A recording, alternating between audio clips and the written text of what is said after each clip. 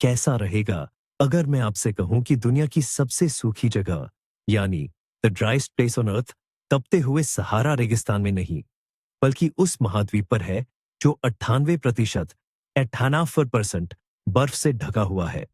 सुनकर अजीब लगा ना? तो स्वागत है आपका अंटार्कटिका की दुनिया में, जो हमारे ग्रह का सबसे रहस्यमयी, सबसे ठंडा और सबसे कम जाना गया महाद्वीप है। आज हम इस बर्फीली दुनिया की यात्रा पर निकलेंगे और 20 ऐसे हैरत अंगेज तथ्यों का खुलासा करेंगे जिसे जानने के बाद आप दुनिया के नक्शे को एक नए नजरिए से देखेंगे।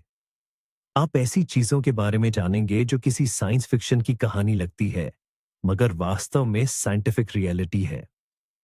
तो तैयार हो जाइए, क्योंकि इस वीडियो के बाद अंटार्कटिका आपके लिए सिर्फ ग्लोब पर एक सफेद धब्बा बनकर नहीं रहेगा। इससे पहले कि हम इन रहस्यों में गहराई से उतरे, चलिए एक पल के लिए इतिहास में चलते हैं। ओसस अंटार्कटिका मानव जाति द्वारा खोजा गया आखिरी महाद्वीप था। सदियों तक समुद्री यात्री एक विशाल दक्षिणी जमीन के होने का अनुमान लगाते रहे, लेकिन इसे पहली बार सिर्फ 1820 में देखा गया।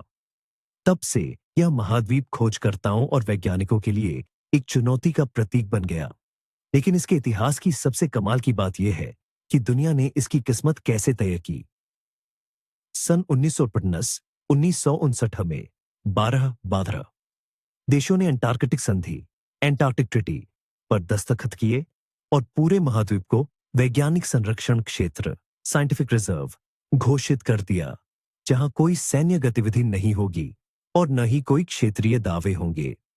ये अंतरराष्ट्रीय सहयोग का एक अद्वितीय उदाहरण है, जिसने इस बर्फीले रेगिस्तान को एक विशाल ओपन एयर लेबोरेटरी खुले आसमान की प्रयोगशाला में बदल दिया, जो हमारे ग्रह के अतीत और भविष्य के रहस्यों को अपने अंदर समेटे हुए है। तो पेश है पहला फैक्ट जो आपके सारे भ्रम तोड़ देगा। अंटार्कटिका दुनिया का सबसे बड़ा रेगिस्तान है। जी हां, आपने बिल्कुल सही सुना। जब हम रेगिस्तान के बारे में सोचते हैं तो हमारे दिमाग में सिर्फ रेत और भीषण गर्मी आती है, लेकिन वैज्ञानिक दृष्टि से रेगिस्तान वह जगह होती है जहां बारिश या बर्फबारी यानी वर्षा बेहद कम होती है। अंटार्कटिका के कुछ क्षेत्रों में, खासकर ड्राई वैलीज सूखी घाटियों में, पिछले लगभग 2 मिलियन सालों से बारिश या बर्फ नहीं गिरी है। पूरे महाद्वीप में औसत वार्षिक वर्षा केवल 166 मिलीमीटर है। ये कई गर्म रेगिस्तानों से भी कम है।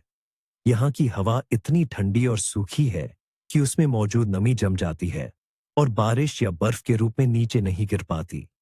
यही वजह है कि भले ही इस महाद्वीप में पृथ्वी का लगभग 70% मीठा पानी मौजूद है, लेकिन यह पानी बर्फ की मोटी चादरों में कैद है और इसके नीचे की जमीन ग्रह पर किसी भी अन्य स्थान से ज्यादा सूखी है। सोचिए, एक तरफ बर्फ का सफेद ग्लेशियर है और उसमें से बहता हुआ पानी खून जैसा लाल है। यह किसी हॉरर फिल्म का दृश्य नहीं है, बल्कि एक वास्तविक प्राकृतिक घटना है, जिसे ब्लड फॉल्स यानी रक्त जलप्रपात कहा जाता है। यह अद्भुत नजारा मैकमर्डो की सूखी घाटियों ड्राई वैलीज में मौजूद है। लंबे समय तक वैज्ञानिक इसकी असल वजह समझ नहीं पाए। शुरुआत में उन्हें लगा कि यह रंग लाल शैवाल रेड एल्जी के कारण है, लेकिन जब सच्चाई सामने आई तो वह और भी हैरान करने वाली थी। दरअसल लगभग 2 मिलियन साल पहले टेलर ग्लेशियर के नीचे एक छोटी सी खारे पानी की झील फंस गई थी। इस झील का पानी भारी मात्रा में आयरन यानी लोहे से भरा हुआ है। वायुमंडल से पूरी तरह कट जाने के कारण इस पानी का संपर्क ऑक्सीजन से कभी नहीं हो पाया। जब यह पानी बर्फ में दरार ढूंढकर बाहर निकलता है, तो इसमें मौजूद लोहा तुरंत ऑक्सीकृत हो जाता है, यानी उसमें जंग लग जाता है। यही जंग उस धारा को भयानक लाल रंग में रंग देता है। इस सफाता यह प्राचीन दुनिया की ओर एक अनोखी खिड़की है, जो हमें दिखाती है कि जीवन मंगल ग्रह जैसे अत्यधिक कठिन और चरम वातावरण में भी कैसे जीवित रह सकता है। अंटार्कटिका की हजारों किलोमीटर मोटी बर्फ की चादर के नीचे एक पूरी दुनिया छिपी हुई है। वैज्ञानिकों ने 400 से भी ज्यादा ऐसी बर्फीली झीलों का पता लगाया है, इनमें सबसे प्रसिद्ध और बड़ी झील है वोस्टॉक वोस्टॉक, जो बर्फ के नीचे करीब 4 किलोमीटर की गहराई में है। इसका आकार कनाडा की ओंटारियो झील के बराबर है।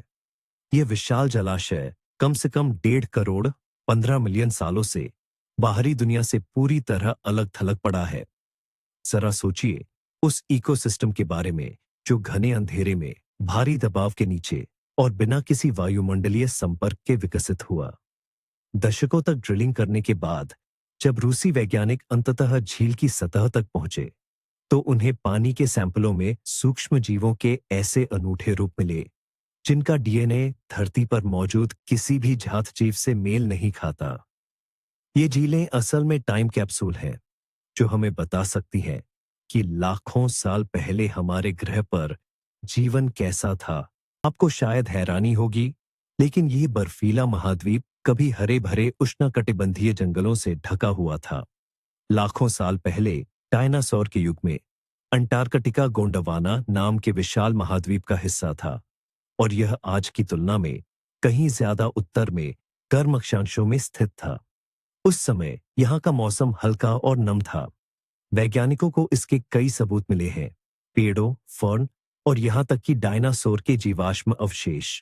साल 2020 में शोधकर्ताओं ने समुद्री तलछट के नमूनों का अध्ययन करते हुए पौधों की जड़ें, पराग, पॉलन और बीजाणु स्पोर्स खोजे, जो लगभग 9 करोड़ साल पहले वहां पनपते थे। विश्लेषण से पता चला कि उस समय अंटार्कटिका में औसत वार्षिक तापमान लगभग 12 डिग्री सेल्सियस था। यह खोज ग्रह के अतीत के बारे में हमारी समझ को पूरी तरह से बदल देती है, और यह साबित करती है कि जलवायु कितनी नाटकीय रूप से बदल सकती है। अंटार्कटिका में कोई समय क्षेत्र, टाइम जोन नहीं है। सुनने में यह अजीब लगता है, लेकिन यह तार्किक है। सभी देशांतर रेखाएं जो पृथ्वी पर अलग अलग स्थानों का समय निर्धारित करती हैं, दक्षिणी ध्रुव पर एक ही बिंदु पर आकर मिल जाती है। इसलिए तकनीकी रूप से या औपचारिक रूप से आप यहां एक ही कदम में सभी 24 समय क्षेत्रों को पार कर सकते हैं। लेकिन व्यावहारिक रूप से अगर ऐसा होता है, तो ये कई अनुसंधान केंद्रों पर काम करने वाले वैज्ञानिकों के लिए बहुत बड़ी अव्यवस्था पैदा कर देगा। यही कारण है कि हर रिसर्च स्टेशन उसी देश के समय का पालन करता है जो उसे लॉजिस्टिक सहायता प्रदान करता है। उदाहरण के लिए, दक्षिणी ध्रुव पर स्थित अमेरिकी स्टेशन अमुंडसेन स्कॉट न्यूजीलैंड के समय के अनुसार चलता है, क्योंकि इसकी आपूर्ति मुख्य रूप से वहीं से होती है। वहीं रूसी स्टेशन वोस्तोक मॉस्को के समय का उपयोग करता है। इसका मतलब है कि यदि आप एक स्टेशन से दूसरे स्टेशन पर जाते हैं, तो आपको अपनी घड़ी को 12 घंटे आगे या पीछे करना पड़ सकता है। जहां आर्कटिक में ध्रुवीय भालू यानी पोलर बेयर पाए जाते हैं, वहीं अंटार्कटिका में इनका नामोनिशान नहीं है। विकास की दृष्टि से ये दोनों ध्रुव एक दूसरे से पूरी तरह अलग थलग विकसित हुए हैं। ध्रुवीय भालू उत्तरी गोलार्ध यानी आर्कटिक में रहते हैं, और उनका आवास क्षेत्र कभी भी दक्षिणी गोलार्ध तक नहीं पहुंचा। अंटार्कटिका के मुख्य शिकारी जीव कहीं ज्यादा छोटे होते हैं, जैसे कि समुद्री तेंदुए, सी लेपर्ड और किलर व्हेल और नरका, जो पानी में शिकार करते हैं। और जमीन पर तो पेंगुइन का ही राज चलता है। पेंगुइन की बात करें तो वे ही इस महाद्वीप के मूल निवासी हैं। अंटार्कटिका और आसपास के द्वीपों में कई तरह की पेंगुइन प्रजातियां पाई जाती हैं, जिनमें सबसे बड़ी प्रजाति यानी एम्परर पेंगुइन भी शामिल है। इसलिए अगर आपको कोई ऐसी तस्वीर दिखती है जहां ध्रुवीय भालू पेंगुइन के साथ खेल रहा है, तो समझ लीजिए यह सिर्फ कल्पना है। असलियत में इन दोनों का आमना सामना होना असंभव है। अंटार्कटिका दुनिया का सबसे हवादार महाद्वीप है, और हम सिर्फ तेज हवा की बात नहीं कर रहे हैं। यहाँ कैटाबैटिक या ड्रेनेज विंड्स, कैटाबैटिक और ड्रेनेज विंड्स चलती है। ये तब पैदा होती है जब बर्फ की मोटी चादरों के ऊपर जमी ठंडी और घनी हवा गुरुत्वाकर्षण, ग्रेविटी के कारण ढलान से नीचे तट की ओर बहने लगती है। बर्फीले ढलानों पर तेजी पकड़ते हुए ये हवाएं तूफान की रफ्तार तक पहुंच सकती हैं। अंटार्कटिका में हवा की रिकॉर्ड गति 320 किलोमीटर प्रति घंटा दर्ज की गई है। यह तो कई रेसिंग कारों की रफ्तार से भी ज्यादा तेज है। ऐसी परिस्थितियों में रहना और काम करना किसी चुनौती से कम नहीं है। स्टेशनों पर इमारतों को खंभों, पायल्स पर बनाया जाता है ताकि वे बर्फ में दब न जाए, और इमारतों के बीच अक्सर खास तार यानी गाइड रोप्स खींचे जाते हैं ताकि बर्फीले तूफान के दौरान लोग उड़ जाने के जोखिम के बिना इन तारों को पकड़कर चल सकें। अंटार्कटिका जैसे बर्फीले महाद्वीप पर भी सक्रिय ज्वालामुखी मौजूद है। इनमें सबसे प्रसिद्ध है माउंट एरेबस, जो पृथ्वी का सबसे दक्षिणी सक्रिय ज्वालामुखी है। इसकी ऊंचाई लगभग 3,800 मीटर है। माउंट एरेबस की खासियत यह है कि इसके क्रेटर मुख में दुनिया की उन गिनी चुनी स्थायी लावा झीलों में से एक मौजूद है। इसमें लावा लगातार खौलता और उबलता रहता है। इसके अलावा यह ज्वालामुखी वातावरण में क्रिस्टलाइन फेल्ड्स्पार के कण उत्सर्जित करता है। ये कण सूरज की रोशनी में चमकते हैं, जिससे हीरे की धूल जैसा शानदार प्रभाव पैदा होता है। लेकिन माउंट एरेबस यहां अकेला नहीं है। पश्चिमी अंटार्कटिका की बर्फीली चादर के नीचे कुल 138 ज्वालामुखियों की एक पूरी श्रृंखला छिपी हुई है। इनमें से ज्यादातर निष्क्रिय डोरमेंट है, लेकिन अगर इनमें से कुछ भी जागृत हो जाते हैं तो इससे बड़े पैमाने पर बर्फ पिघल सकती है और समुद्र के जलस्तर में भयंकर वृद्धि हो सकती है। अंटार्कटिका में दुनिया की सबसे मोटी बर्फ की चादर है। इसकी औसत मोटाई लगभग 2.2 किलोमीटर है, लेकिन कुछ जगहों पर यह अविश्वसनीय रूप से 4.8 किलोमीटर तक पहुंच जाती है। जरा इस आंकड़े पर गौर कीजिए। अगर आप जमीन पर ओस्तानकिनो टीवी टावर खड़ा करें और उसके ऊपर 8 और ऐसे ही टावर रख दे, तब भी उनकी कुल ऊंचाई बर्फ की इस मोटाई से कम होगी। यह विशालकाय बर्फ की ढाल पृथ्वी पर मौजूद लगभग 90% बर्फ और 70% ताजा पानी, मीठा पानी अपने अंदर समाये हुए है।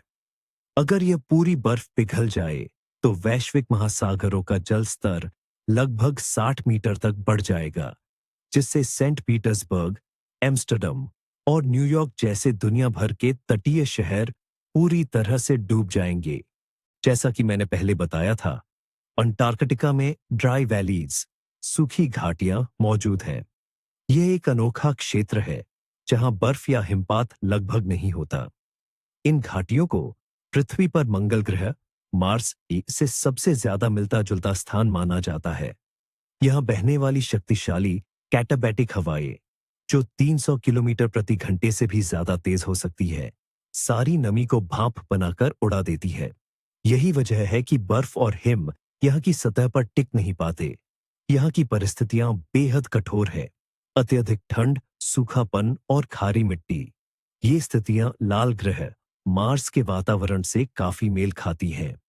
यही कारण है कि नासा इन ड्राई वैलीज का इस्तेमाल अंतरिक्ष में भेजने से पहले अपने मार्स रोवर्स और अन्य उपकरणों का परीक्षण करने के लिए सक्रिय रूप से करता है। इसके अलावा उन सूक्ष्म जीवों, माइक्रोऑर्गेनिज्म का अध्ययन, जिन्हें एक्सट्रेमोफाइल्स कहते हैं, और जो इन घाटियों में जिंदा रहने में सफल हो जाते हैं, वैज्ञानिकों को यह समझने में मदद करता है कि मंगल ग्रह पर हमें किस तरह के जीवन के रूप मिल सकते हैं। पूर्वी अंटार्कटिका की बर्फीली चादर के नीचे महाद्वीप का एक सबसे बड़ा राज दफन है, कैम्बर्टसेव पर्वत श्रृंखला।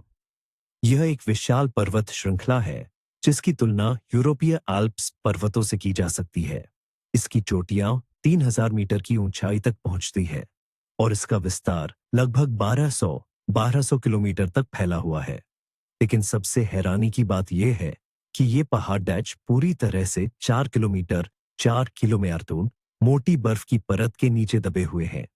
इन्हें घोस्ट माउंटेन्स यानी भूतिया पहाड़ कहा जाता है, क्योंकि किसी ने इन्हें अपनी आंखों से कभी नहीं देखा। इनकी खोज आकस्मिक थी।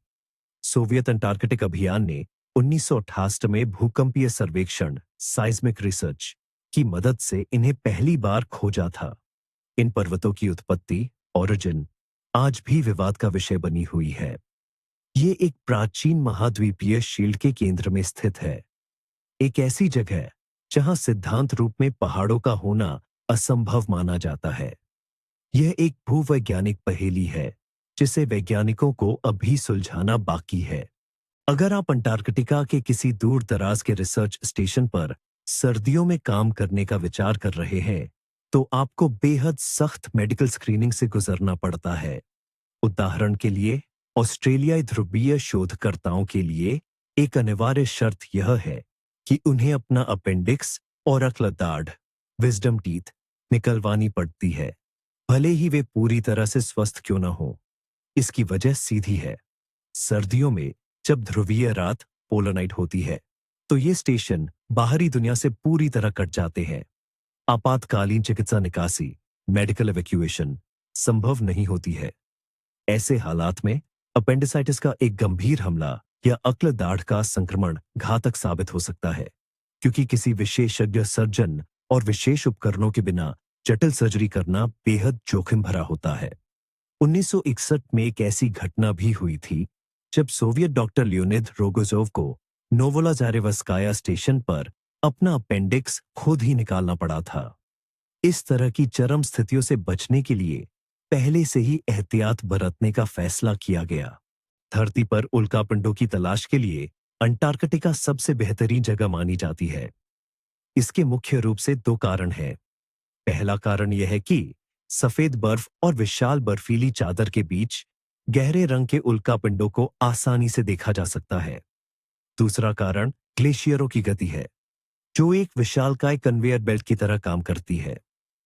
बर्फ की विशाल परत पर गिरने वाले उल्कापिंड समय के साथ बर्फ के साथ साथ किनारे यानी तट की ओर बढ़ते जाते हैं।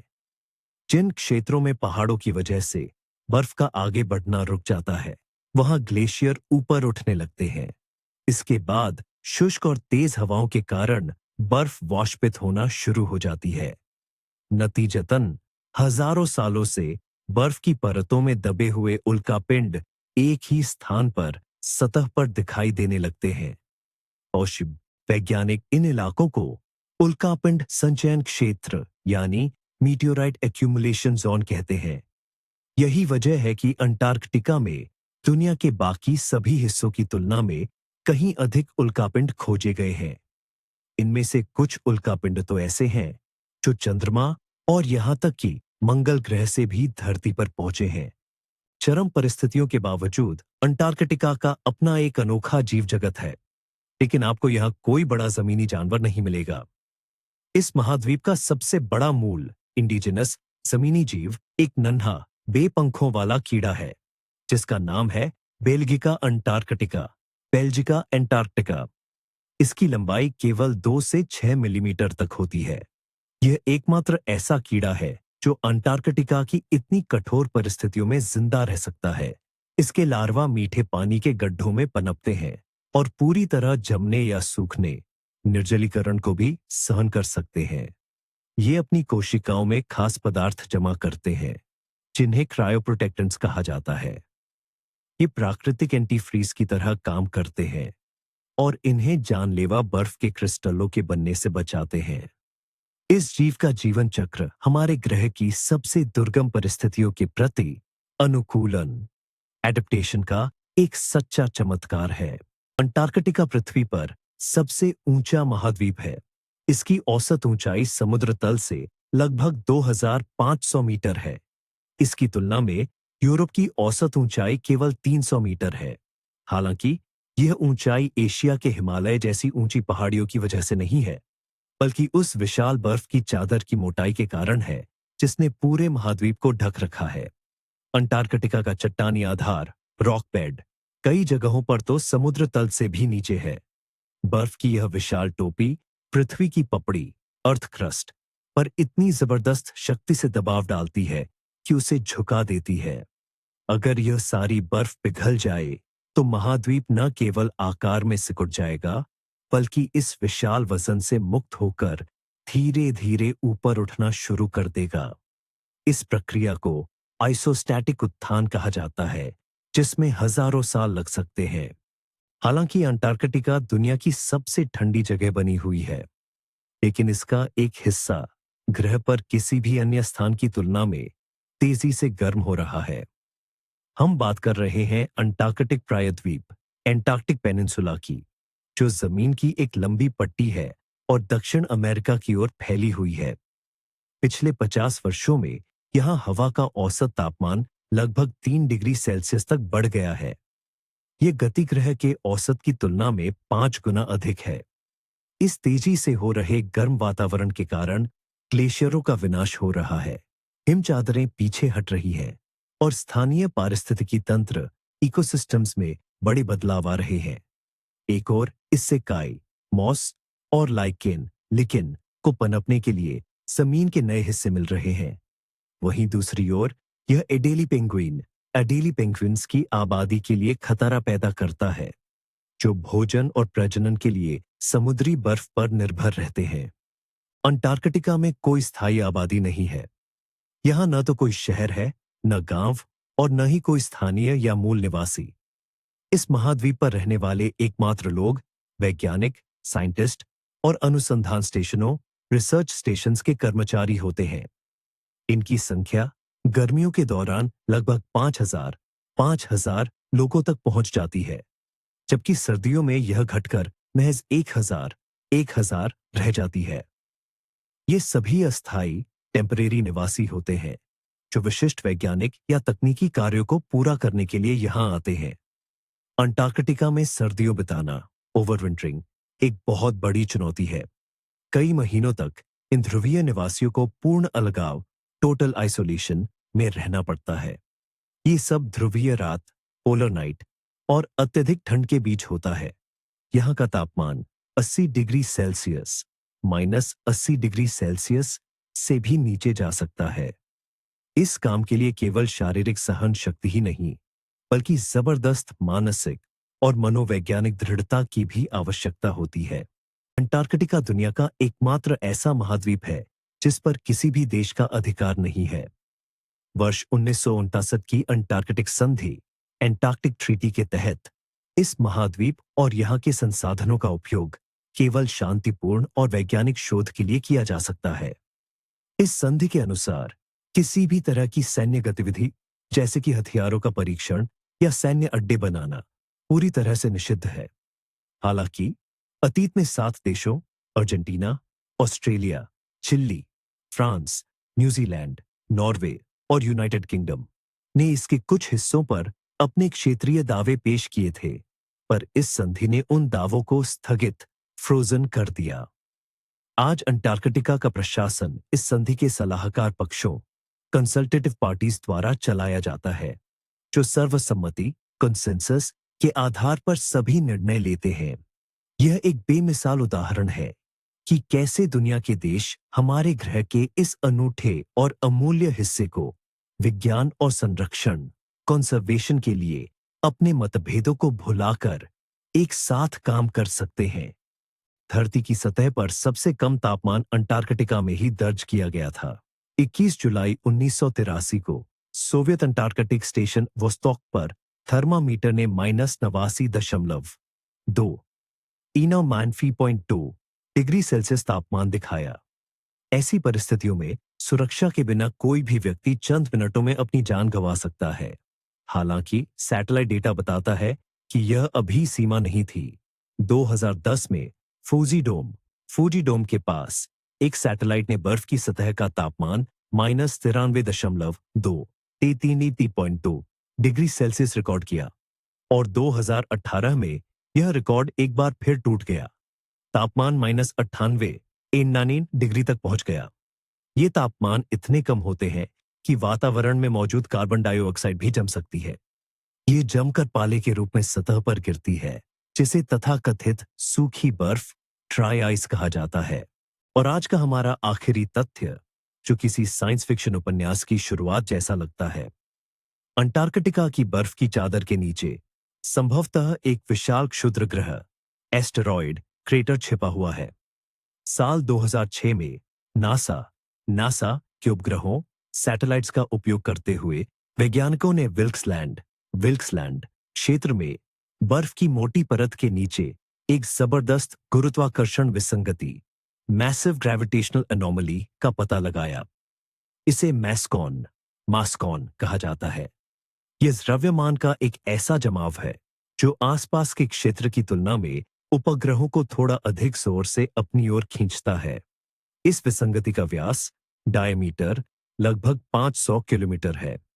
एक परिकल्पना के अनुसार यह एक बहुत बड़े क्षुद्र ग्रह के टकराने का निशान है। माना जाता है कि यह क्षुद्र ग्रह उस एस्टेरॉयड से कई गुना बड़ा था जिसने डायनासोरों को नष्ट कर दिया था। यह अनुमान लगाया जाता है कि यह प्रलयकारी घटना लगभग 25 करोड़ 250 मिलियन वर्ष पहले हुई थी और यह पर्मियन विलुप्ति पर्मियन एक्सटिंक्शन का कारण बनी होगी। यह पृथ्वी के इतिहास की सबसे बड़ी सामूहिक विलुप्ति थी जब 90% 90% से अधिक जीव जंतु पूरी तरह समाप्त हो गए थे। यदि यह परिकल्पना सिद्ध हो जाती है तो अंटार्कटिका की बर्फ हमारी धरती पर हुई सबसे बड़ी त्रासदी का निशान छिपाए हुए है। तो दोस्तों, लाखों सालों से दुनिया से कटे खूनी झरनों और झीलों से लेकर रहस्यमय भूतों जैसे पहाड़ों और विशालकाय एस्टेरॉयड्स के निशानों तक, अंटार्कटिका केवल धरती के दक्षिणी सिरे पर जमी बर्फ की टोपी नहीं है, बल्कि यह रहस्यों और अविश्वसनीय खोजों से भरी एक पूरी अनजानी दुनिया है। ये 20 तथ्य तो बस हिमखंड की एक छोटी सी झलक मात्र है। यह महाद्वीप अभी भी कई किलोमीटर मोटी बर्फ की चादर के नीचे अपने राज छिपाए हुए है और कौन जानता है कि भविष्य में हमें कौन सी और हैरान कर देने वाली खोजें मिलेंगी। अंटार्कटिका हमें याद दिलाता है कि हम अपने ही घर के बारे में कितना कम जानते हैं और इन अनमोल प्राकृतिक कोणों को बचाना कितना जरूरी है। इस वीडियो को अंत तक देखने के लिए धन्यवाद। अगर आपको ये जानकारी अच्छी लगी हो तो कृपया लाइक जरूर करें, चैनल को सब्सक्राइब करें और बेल आइकन दबाना न भूलें ताकि आप अज्ञात की दुनिया में हमारी अगली यात्राओं को मिस न करें। और अब आपके लिए एक सवाल, अंटार्कटिका से जुड़े इन तथ्यों में से आपको सबसे ज्यादा हैरान किस बात ने किया? अपनी राय कमेंट्स में जरूर लिखें। आइए चर्चा करते हैं।